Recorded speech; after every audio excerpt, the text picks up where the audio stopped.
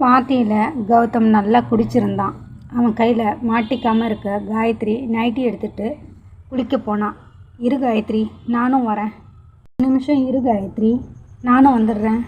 ஆனால் கூப்பிட வேக வேகமாக மாடிக்கு போனவன் நைட்டி எடுத்துக்கிட்டு அவசரமாக போனான். ஆனால் 2 எட்டில் கௌதம் அவளை மடக்கிட்டான். சொல்லிக்கிட்டே இருக்க ஆவேசமாக வந்தவன் அவளை இழுத்து கட்டில் தள்ளி கோட்டையும் ஷர்ட்டையும் கிழிக்காத குறையா கழட்டி எறிஞ்சவன் அவன் மேலேயே விழுந்தான். வேணாம் வேணாம் அப்படிங்கிற காயத்ரியோட அழுக, மறுப்பு, கண்ணீர் எதுக்குமே அவங்கிட்ட இன்றைக்கி மதிப்பில்லாமல் போச்சு. இத்தனை நாளை விடவும் ரொம்பவும் முரட்டுத்தனமாக நடந்துக்கிட்டான்.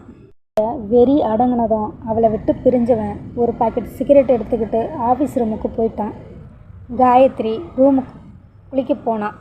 கிட்டத்தட்ட 1 மணி நேரம் ஒரு பாக்கெட் சிகரெட்டை காலி பண்ணிவிட்டு மெதுவாக ரூமுக்கு வந்தான். காயத்ரி இன்னமும் பாத்ரூமை விட்டு வரல. ஷவரில் தண்ணி கொட்டுற சத்தம் கேட்டுச்சு. கடவுளே, இன்னுமா இவ வெளியில் வரல? இந்த குளிரில் இவ்வளோ நேரம் தண்ணியில் இருந்தால் உடம்பு என்னத்துக்கு ஆகும்? காயத்ரி காயத்ரி, வெளியில் வா. கதவை உடைக்காத குறையா இடித்தான். கையை காலை அசைக்க சிரமமாக இருந்தாலும் எங்கே கதவை உடச்சிருவானோன்ற பயத்தில் காயத்ரி பாத்ரூம் கதவை திறந்தா. கதவை திறந்த அவளை வெளியில் பிடிச்சி இழுத்தவன் எவ்வளோ நேரம். குளிரில் அவளோட உடம்பு வெடன்னு நடுங்க ஆரம்பிச்சுது. பட்டுன்னு அவளோட புடவையை அவிழ்க்க அணிச்ச செயல் மாதிரி காயத்ரி மார்புக்கு குறுக்கா கையை கொண்டு போனான். அடச்சி, இந்த சூழ்நிலையிலையும் உன்னோட உடம்பு மேலே ஆசைப்படுவேன்னு நினச்சியா? நான் அந்த அளவுக்கு கேவலமானவன் இல்லை. வேகமாக ஆடைகளை களைந்து ஒரு பெரிய டவலால் அவளோட உடம்பை சுற்றினான். தலையை துவட்டி அவளை படுக்க வச்சுவன் ஒரு கனமான பெட்ஷீட்டால் அவளோட கழுத்து வரைக்கும் போத்திட்டு அவளோட கை கால் 2ஐயும் அவனோட கையால் நல்லா சூடு பறக்க தேய்ச்சி விட்டான். ஒரு குழந்த மாதிரி அசந்து தூங்குற அவளை பார்க்கும்போது அவன் நெஞ்சை பிசைகிற மாதிரி இருந்துச்சு. பெருமூச்சு விட்டவன் அவளை அப்படியே அணைச்சிக்கிட்டு படுத்து தூங்கிட்டான். காலையில் கௌதம் எழுந்து குளித்து ரெடியாகி ஆஃபீஸ் போகிற வரைக்கும் கூட காயத்ரி எழுந்திருக்கவே இல்லை. அவன் முகத்தில் தான் எத்தனை ஒரு சோகம், ஒரு சோர்வு. 1 நிமிஷம் அவள் முகத்தையே பார்த்துக்கிட்டு இருந்த கௌதம் அவகிட்ட வந்து அவளோட தலையை மெதுவாக தடவி கொடுத்து நெத்தியில் மென்மையாக முத்தம் வச்சான். அவனுக்கு மட்டுமே கேட்குற குரலில் ஐ லவ் யூ என்றவன், என்னை நீ எப்போதான் புரிஞ்சுக்குவ என்றான் இயலாமையோடு. பிஸ்னஸ் விஷயத்தில் பெரிய விஷயத்தெல்லாம் அசால்ட்டாக முடிக்கிற கௌதமுக்கு காயத்ரி விஷயம் ரொம்பவே குழப்பமாக இருந்துச்சு. இவளை எப்படி சரி பண்ணுறது அப்படின்னு யோசிச்சுக்கிட்டே இருக்கும்போது அன்னபூரணி ஃபோன் பண்ணாங்க. கௌதம், எங்கே இருக்க? ஆஃபீஸில் பெரியம்மா. நீ எப்படி இருக்க? காயத்ரி எப்படி இருக்கா? நல்லா இருக்கா பெரியம்மா. நீங்கள் எல்லாம் எப்படி இருக்கீங்க? எல்லாரும் நல்லா இருக்கும். வர ஞாயிற்றுக்கிழமை உனக்கும் காயத்ரிக்கும் விருந்து கொடுக்கலான் இருக்கேன். உனக்கு ஞாயிற்றுக்கிழமை கன்வீனியண்ட்டாக இருக்குமா? இருக்கும் பெரியம்மா. சரி கௌதம், காயத்ரிக்கிட்டேயும் சொல்லிவிடு. ஞாயிற்றுக்கிழமை காலையிலேயே வந்துடுங்க. சாயந்தரம் வீட்டுக்கு வந்தவன், காயத்ரி, வர ஞாயிற்றுக்கிழமை என்ன பார்ட்டியா? நான் வரல. சொல்கிறத காதில் வாங்கிட்டு பேசு. பெரியம்மா ஃபோன் பண்ணாங்க. ஞாயிற்றுக்கிழமை நம்ம 2 பேருக்கும் விருந்து கொடுக்குறதா சொன்னாங்க. உனக்கு வர விருப்பம் இல்லைன்னா நீயே அவங்கக்கிட்ட ஃபோன் பண்ணி சொல்லிவிடு. என்னால் அவங்க பேச்சை தட்ட முடியாது. 2 பேருமே வேறு வழி இல்லாமல் ஞாயிற்றுக்கிழமை காலையில் அன்னபூரணி வீட்டுக்கு போனாங்க. வாங்க. அன்னபூரணி அவங்கள ரொம்ப சந்தோஷமாக ஆரத்தி எடுத்து வரவேற்றாங்க. அன்னபூரணியோட 2 பொண்ணுங்க, மருமகன்க எல்லாருமே இருந்தாங்க. காயத்ரி, இவ எங்கள் பெரிய பொண்ணு ராதா, அவளோட வீட்டுக்காரர் ரவி. இவ எங்கள் சின்ன பொண்ணு ரதி, அவளோட வீட்டுக்காரர் மனோ. எனக்கு 2 பொண்ணுமா. அவங்களுக்குள்ள எப்பையும் எந்த பிரச்சனையும் வரக்கூடாதுன்னு அண்ணன் தம்பியாக பார்த்து கட்டி வச்சிட்டோம். பெரியப்பா எங்கே பெரியம்மா? அவர் ரூமில் ஃபோன் பேசிகிட்ருக்காரு. நான் போய் அவரை பார்த்துட்டு வரேன். ஐயோ வேணாம் கௌதம், அவருக்கு அக்கௌண்ட்ஸில் ஏதோ டேலி ஆகலையாம். போனேன், உன்னை ஃபுல் டே அக்கௌண்ட்ஸ் பார்க்க வச்சுருவார். ரொம்ப நாள் கழித்து எல்லாம் மீட் பண்ணியிருக்கோம். பேசிகிட்ருப்போம். அங்கே போகாத, அவராக வரும்போது வரட்டும். பாட்டி, என்னை இன்ட்ரடியூஸ் பண்ணவே இல்லை என்று வந்தான் நிவி. இவனை பற்றி சொல்லலையே.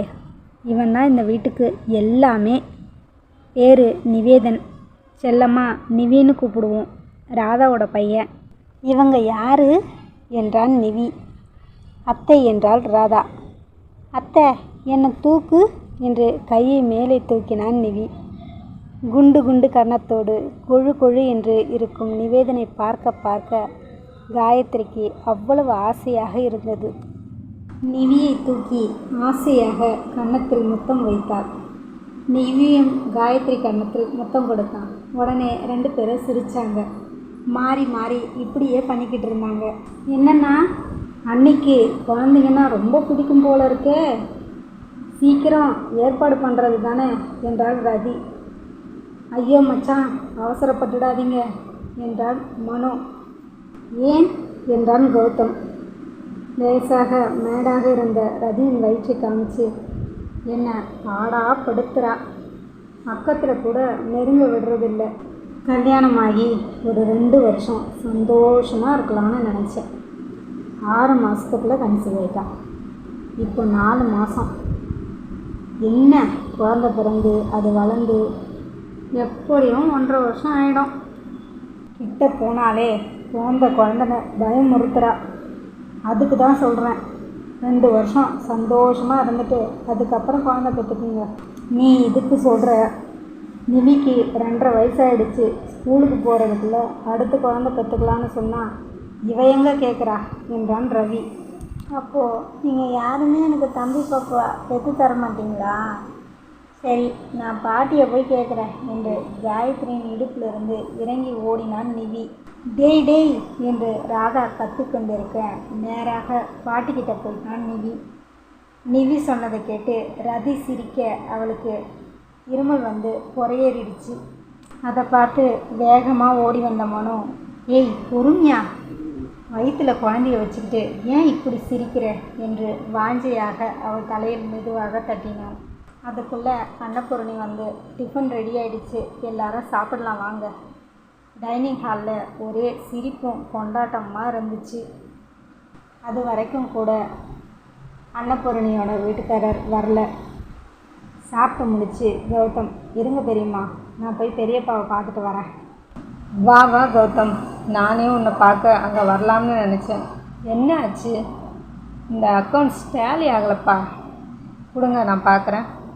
10 நிமிஷத்தில் அக்கௌண்ட்ஸை சரி பண்ணி கொடுத்துட்டான். பெரியப்பாவுக்கு சந்தோஷம் தாங்க முடியல. இதுக்கு தான் கௌதம் வேணுங்கிறது. சரிவா போகலாம். என்னங்க ஆச்சு? ரொம்ப நேரமாக போராடிக்கிட்டு இருந்தீங்க. கௌதம் இருக்கும்போது என்ன பிரச்சனை? 10 நிமிஷத்தில் எல்லாத்தையும் சரி பண்ணி கொடுத்துட்டான்.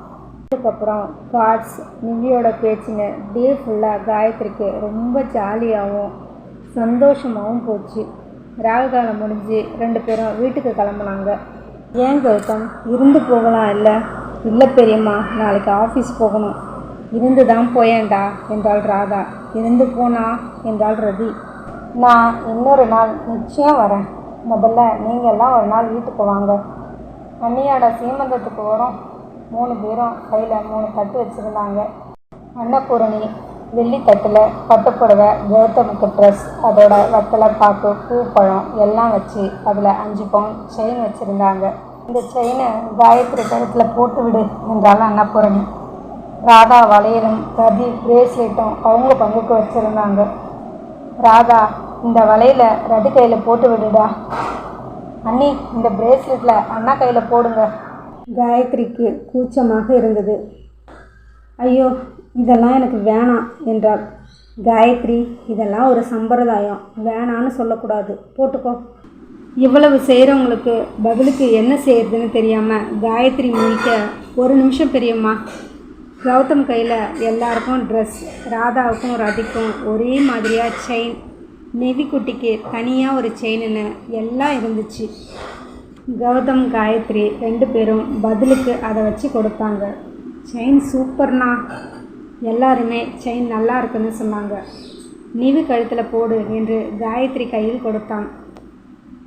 ராதாவும் ரதியும் அவங்களுக்கு கொடுத்த செயினை கழுத்தில் போட்டுக்க கௌதம் நிவியை தூக்கிக்கிட்டான். காயத்ரி நிவி கழுத்தில் அந்த செயினை போட்டு விட்டா. அத்தை, எனக்கு இதெல்லாம் வேணாம், எனக்கு தம்பி பாப்பா தான் வேணும் என்று நிவி சொல்ல எல்லாரும் சிரிக்க கௌதமும் காயத்ரியும் வீட்டுக்கு கிளம்பிட்டாங்க.